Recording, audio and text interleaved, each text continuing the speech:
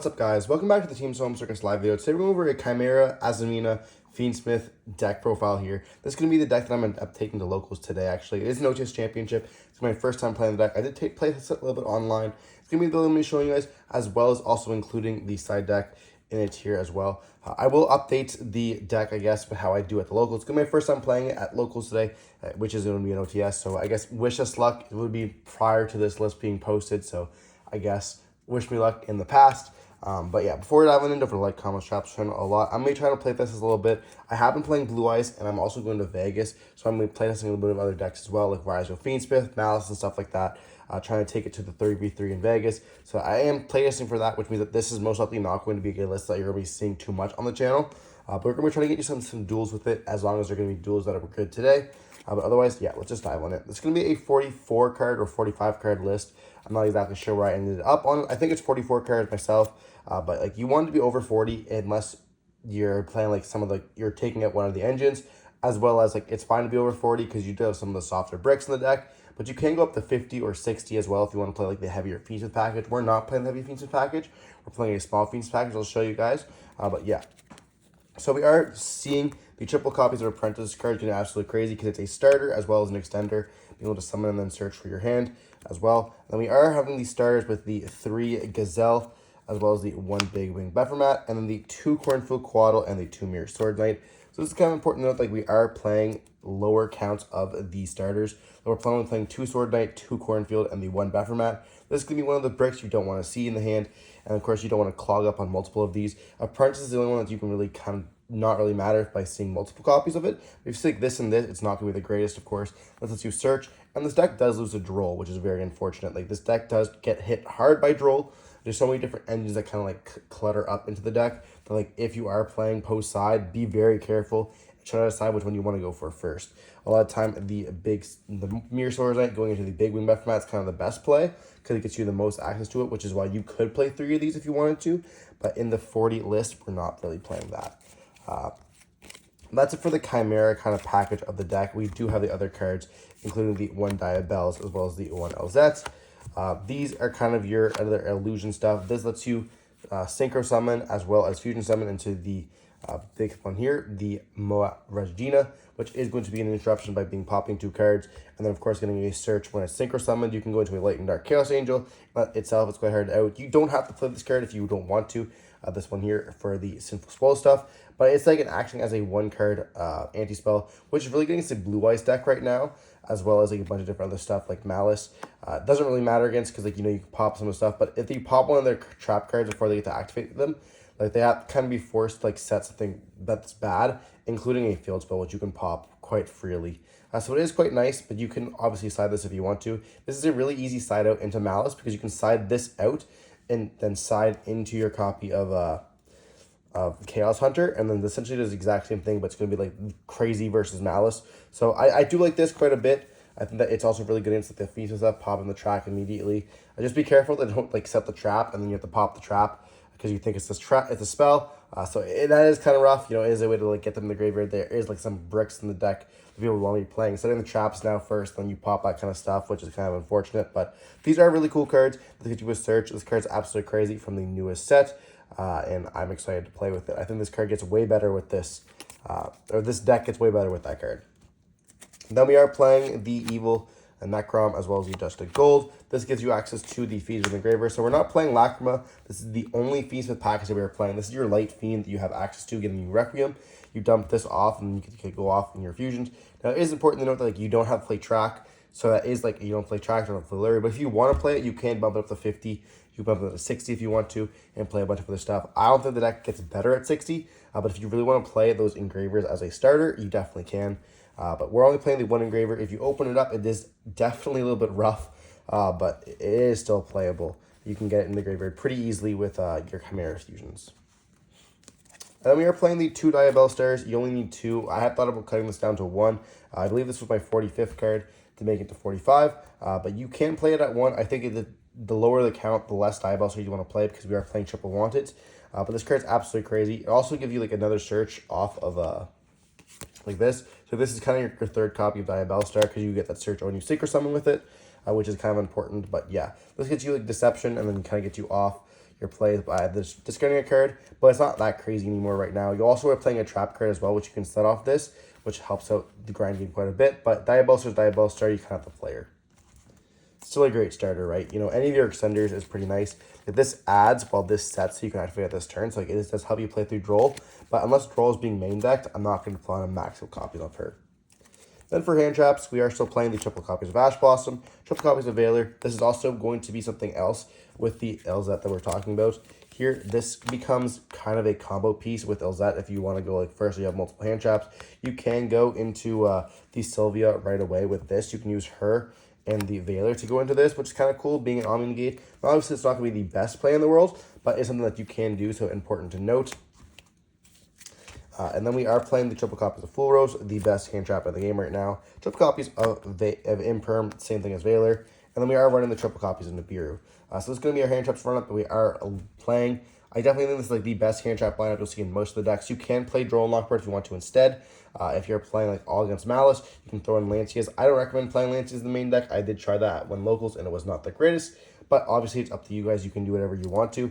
And these cards are pretty the best. If you look at almost any of my deck profiles, this is like the hand trap lineup that I am playing. And it does quite good. I really have no complaints. I think this hand trap lineup is going to be the greatest that we have right now, which is why I continue playing it. I do play Ogre in the side deck, which sometimes gets replaced by the Nibirus, but obviously I want to have a high hand-backed hand trap that kind of ends their turn against like Ryziel as well as Malice. Then for the spells, we're playing the double copies of Deception. People are playing this at 1, but I like the 2 and the 2 of Witches and 2 of this, just because this card's kind of crazy still, and you can reset it as well. You have another copy of it. You can put it back for the Wanted, which we're going to be talking about right here. Please play 3 Wanted. This is a consistency card. You can activate it in the draw phase. You don't really have to do it. This, as well as the Hallowed Azamina, goes absolutely crazy by being able to activate the Hallowed Azamina, chain the Wanted. Just be careful this card does not get belled. If this card gets belled, Hallowed Azamina has nothing to send unless you have another card in your hand, because the activation is a gate, therefore it's not on the field, so the Hallowed Azamina does not get to resolve. Very important that you do remember that. It is a very good card against the Sinful Spoils when you're playing against the Azamina deck. And then we are playing also the Sinful Spoils of the White Forest. You can play this card at more than 1 copy. This card's absolutely nuts. For anyone who has not read it, it's another card that came out in the last set, Supreme Darkness. If you control a Fiend, Illusion, or Spellcaster monster, which we have pretty much all our whole deck, activate one of these effects. You can best summon 1 Fiend, Illusion, Spellcaster monster from your hand. Very nice special summoning effect, getting your big wing buffer mat in the hand or your copy of the Engraver on the field. And then you can either fusion summon 1 fusion monster from your extra deck using monsters from your hand or field. Just another fusion effect that you can use as like a Chimera fusion. Important is a quick play spell, so you can activate during your turn. So you have multiple ways of fusion summon during your opponent's turn, which is quite nice. Including ways to get into the Azamina like Silvera if you've already used like the Regina on the field, which is kind of cool. So it also like comes up where you have like different variations that you can kind of do. But having the effect to summon from the hand can be quite like clutch. When you have like those bricked hands, like in the Engraver hand, you want to find a way to get it on the field. You activate it, summon out another one, whatever. Go into your Caesar. Pretty crazy.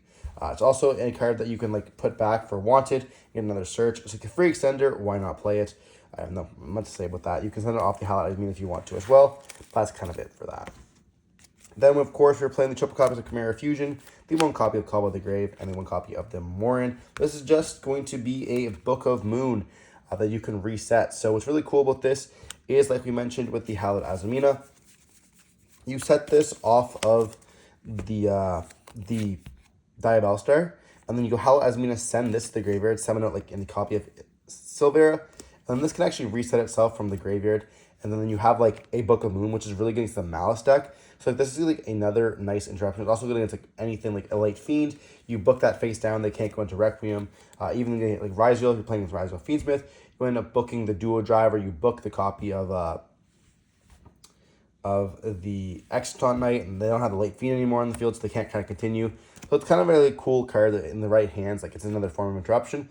This is quite nice. It's also a trap that when it's banished in the graveyard, because it was reset, you can put it back with Wanted and get it continuously. Mimical Room does the same kind of thing. Like, it's just crazy how it flips up. You can't Ash that card. This you can't Ash, which is really cool. So I just really like the Book of Moon effect. It is quite good in the Mimical deck, and it's also really good in this interruption deck as well, because you just have so many interruptions. Book of Moon in the card can be like the nail in the coffin. Now for the extra deck, we are playing the triple copies of the Azamina. We're playing the Silvera, the Rengalatio, and the Regina. So we have unfortunately cut this one here. This guy is now replaced with this one. And this one is going to be because of the new card that we have, the LZ.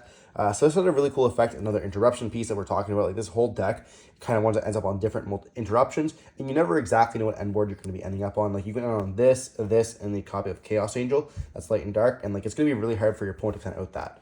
So this card is a really cool effect that takes one illusion monster plus one level 6 or higher fiend monster. We have lots of those. We'll show you in the extra deck. And you can target one illusion monster in your graveyard except itself on summon, special summon it, which you can do once per turn. And then when an Azamina or Fiendsmith card is or effect is activated, except for itself, quick effect. You can target 2 cards on the field, destroy them. You can only hit once effect per turn. So when you summon this out, you get to reborn out the copy of the Alzette, and then you can go up into a Light and Dark Chaos Angel. You then have an Azamina in the graveyard, as well as you get a search for a Sinful Spoilers card. So like it's essentially a free Light and Dark Chaos Angel. And then you also have the effect that like you bring this back out later in the turn with your Ababoa, and then like when you activate your Silvera, you get to pop 2 cards on the field, or you activate like a wanted, pop 2 cards on the field. Absolutely crazy effect, and if it does stick, you can then bring back out this from the graveyard. So like that's kind of crazy when you get to like bring them both back. And then like these cards also have like secondary effects people don't realize. Like if this card destroy a battle or card effect, you can add one sinful spell from your deck, which you have lots of them in your deck now because you are playing with one. And this one, you when you destroy it, it's a trap from the deck. So if like they try to find a way to beat over this, don't want to activate any effects, you can set the Book of Moon right from the deck, which is kind of crazy. So multiple reasons why we do play these cards, and they have like obviously amazing effects. And people do not realize this card like just pops 2 cards, which is absolutely crazy. It does target, which is important, but it just still pretty nice. Like popping 2 cards against Fiendsmith or against the Ryziel, or even against like Malice, putting them in the graveyard, like having them have more bodies on the field can be quite nice. So that's it for the Azamina cards. We are now playing the Chimera stuff. We're playing the Bephermat, obviously your biggest one. This is going to be a level 6 Fiend for the Morina, so you can just dump the card off this, special summon out that copy as Azamina, then you use that to fusion summon into this, and you guys can see how the combo goes. This can dump your Light Fiend, I should say, this dumps your copy of Necrom to the graveyard, and then Necrom can banish itself to put the adjusted gold in the field. Then you can see how that combo kind of goes off. So you get your Chimera Fusion to go into this, and then this gives you access to kind of your whole plays, which is really cool. And then we have the card that rips a card from the hand and summons from the graveyard. Obviously, banish someone from the grave. Obviously, pretty nice effects that kind of go through. There's another recursion piece. You guys can see how this like whole deck kind of just like gives you cards advantage, pops some random stuff, gets like more advantage, and then kind of snowballs. And they have like some nice little disruption effects, like popping 2 cards, ripping a card from the hand. And you have like some random locks, popping cards from your opponent's side of the field, Book of Mooning them, and then just swarming the field and attacking for game, which is pretty nice. Then we are playing the Guardian Chimera in the same fashion, popping 2 cards or drawing 1, or drawing 1 card, or popping 1 card and drawing 2, depending on what you kind of have to go for, can come up quite nicely. We love to have these interruption pieces. Having these set fusion spells to make different cards can be absolutely crazy and can win you the game. This whole deck is about interrupting your opponent, being very low to the ground, and there's kind of like snowballing from there, which is obviously pretty cool. That's going to be it for the fusion monster part of the deck. Now we go on to the links. We're playing the Fiendsmith package, so obviously we're playing Moon, Requiem, and Sequence. And to go along with that, we're playing the Aerial Eater, the Desiree, and the Waking Caesar. So I'm going to mention why we're not playing the copy of Princess. In this deck, Princess does not really come up. So you can activate your Requiem effect pretty freely all the time, as well as the Aerial Eater is going to be able to dump other cards and then be able to bring itself back out for other resources if you want to. Now, it's important to note that if you do bring back Aerial Eater, you're not going to be able to effect to go into Desiree really, because you're going to be banishing those cards, and that means you're not going to have access to Desiree for the rest of the game. So important that if you do have that going on for you, but Aerial Eater will also dump a Light Fiend if you put it back for like Requiem to bring out, or really how else you want to. You can dump also many other stuff, like dumping different Fiends from your deck can be quite nice. You go up into sequence effect, you dump with Aerial Eater like the copy of the Engraver that you end up summoning, and then the Engraver can put back the Requiem to summon itself out, and then you can just go off into the Caesar right there. So it is kind of important for your combo pieces. You can also dump other cards, obviously, if you want to. You can dump it. Dumps a Fiend, so you can dump your Big Wing Bephermat and stuff like that if you really have to go and bring it back out. We're not playing the copy of of the cross sheep, which is important to note. But like this just has many different interruptions where you can like, dump. You can also dump Chaos Hunter, which is going to be the post side, very important part, and then that can be brought back out with the fusions, which is like why you'd want to play this card over the princess, and you never get the draw of princess because we're not playing the engravers. And of course, Desiree is Desiree, and then Caesar. Caesar, not much to explain with these cards. Everyone playing the Fiendsmith package. Then for the last 3 cards, we're playing the one Chaos Angel, like I mentioned before, with the Azamina guy here, wherever it went, the Regina, and this is part of your combo. Also a Light and Dark Chaos Angel, it's very hard to out. And then we are playing the SP as well as the Ababoa, or Aboku, whatever, the Lightless Shadow. This just pops a card and then draws or summons back one out. So like this can bring back out the Chaos Hunter if you don't have a way, like you had the wrong one in the graveyard, depending on what you're going to go for here. You know, if you dump these 2 or the wrong one, and you want to Ababoa bring back the Chaos Hunter, you can do that as well. You can also loop the Lancias that way too, which is pretty cool. And then, like, obviously, this can bring out any of your other stuff. Like, bring this back out for interruptions. With this and Silvera, it's another kind of interruption. Then during the end phase, it brings itself back out. And you have another card to discard in the hand. The pop a card. You have 3 pops.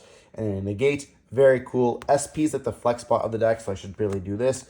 This is the only real card that you can, like, kind of change if you want to. You can play the other Chimera card that pops numerous cards. I just like SP because when you get into the grind game or you get, like, hand trapped, you want to play, like, really low to the ground. SP really comes up. Well, that card kind of feels win more to me. So I'm just playing that SP there. Now for the side deck, you're going to be seeing a lot of Lancia hate, because I guess Malice hate, because Lancia is really prominent. We're playing the one Chaos Hunter, because you can dump this. You don't need to play multiple copies. But we are playing the triple copies of Lancia, triple copies of Meowl. Then we are playing a heavier Bestial package with the 1 Magnuma, 2 Druid Worm, and the Baldrake. For the Fiendsmith lineups, and then the rogue decks like Blue Eyes and stuff like that. I guess I should not say rogue decks like Blue Eyes, but rogue decks as well as Blue Eyes. So you have like those kind of stuff coming in with the Fiendsmith stuff, the Blue Eyes decks, other things, where this can come up quite nicely. I played against Zubel the other day and it hit like that, hitting the Azamina cards, and then really whatever else like random light and dark decks that you end up seeing is like Melodious and stuff like that. Good against a whole bunch of different things. And then we are playing the triple copies of the Ghost Ogre, one of the best hand traps that we're not playing in the main deck. You can obviously play Droll if you want to, but like against rogue decks like Crystron, against Memento and stuff like that, these cards can really come up. And we are playing the 1 Harpy's Feather Duster to respect Blue Eyes, as well as Labyrinth and things like that, which are going to be pretty prominent in the current metagame. And of course, just having a Duster really never hurts. A whole bunch of decks set like 1 or 2 back row, and wiping them, it just kind of feels nice. Regardless, that's kind of the deck profile. I know it's a pretty lengthy one. I wanted to be kind of going in depth with why we're playing certain cards and then explaining them, because this is a deck that I am enjoying quite a bit, and I'm going to be taking it to locals like I mentioned earlier in the video, and I want to be showing you guys like the whole explanation, so when I do mention it in the videos, people can actually go back and look at this. If you guys want to see a combo video for the deck, I definitely can do that, or test hands as well. Let me know in the comment section down below, and we'll say if this video gets to 100 likes, I'll do a combo video on this deck. But make sure if you want to see it, stay tuned. There's going to be some videos on the channel coming up with this deck, so make sure you stay tuned for that. To stay safe, peace.